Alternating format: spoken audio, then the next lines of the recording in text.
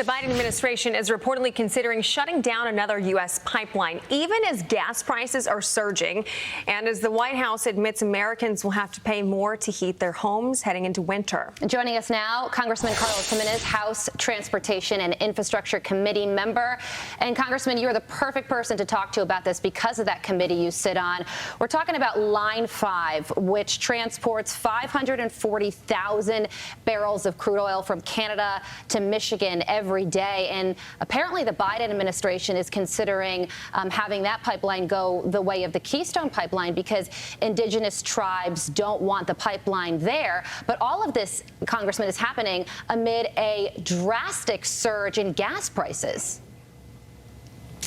Yeah, it's insanity. Look, we cut the Keystone Pipeline. Now we're thinking of cutting another pipeline with over over 500,000 barrels a day of crude oil coming to the United States, and then he goes overseas and then he begs OPEC to produce more oil. It makes absolutely no sense. Just like everything this president's done, and every sector makes no sense whatsoever. And so, who's going to pay for it? It's going to be the poor and the middle class. Their gas prices all of our gas prices are going to go up, and when all of our gas prices go up, or when all of our energy prices go up, everything goes up. That means inflation goes up. And so again, this is incredible. It's just one thing after another thing after another thing, and then the president wonders why people don't like him too much.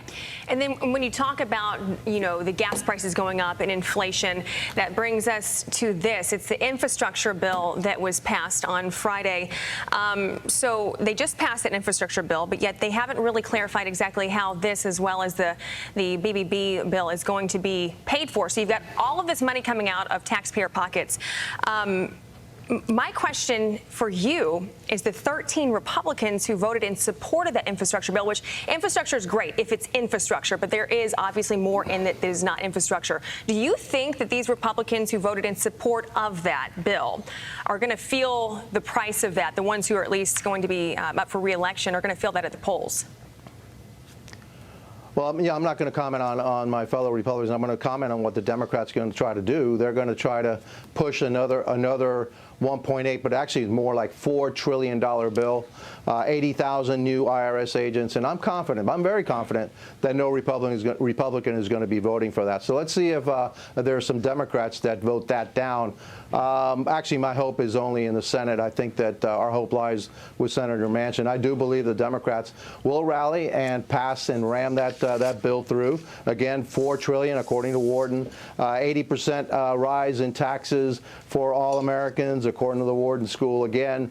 And there's so many things in that bill which are outrageous, and again, not paid for. All of this debt accumulating. Look, this infrastructure bill we just passed has over $400 billion that nobody knows how it's going to get paid for. All of that's going to fall on us. It's going to fall on our children. It's going to fall on our grandchildren to pay off. And then all the way they fundamentally want to change America. The infrastructure bill, okay, but this new bill that they want, that's the one really we need to stop. And hopefully none of my Republican colleagues will vote for that outrageous bill. Yeah, Congressman, on the social spending package front, I guess a lot is riding on the CBO score. Because if the CBO comes out and says that it's going to create this massive deficit, you're going to have moderate Democrats in the House and, of course, in the Senate saying, we can't do this. So how likely is this thing really going to pass? Well, look, I think that the moderates in the House, they talk a great game.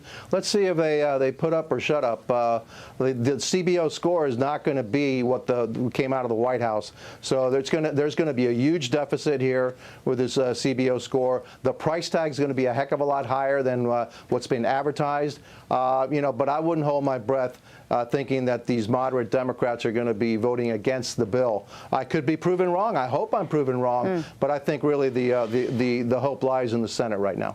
Okay, and really quickly, we've got about 20 seconds or so. Senator Majority Leader Chuck Schumer, he was seen breaking Puerto Rico's strict mask rules while he was celebrating the passage of that infrastructure bill. In 15 seconds or so, do you think this is why we're seeing such a pushback on these mask mandates around the country because of our leadership? Yeah, total hypocrisy by the Democrats. You know, there, California, you see it all over the place, and it's really not called for. It's not necessary.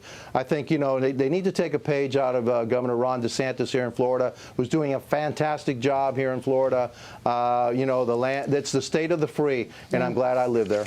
Congressman Carlos Gimenez on a variety of topics for us this morning. Thank you for tackling them all. No, thank you. You bet.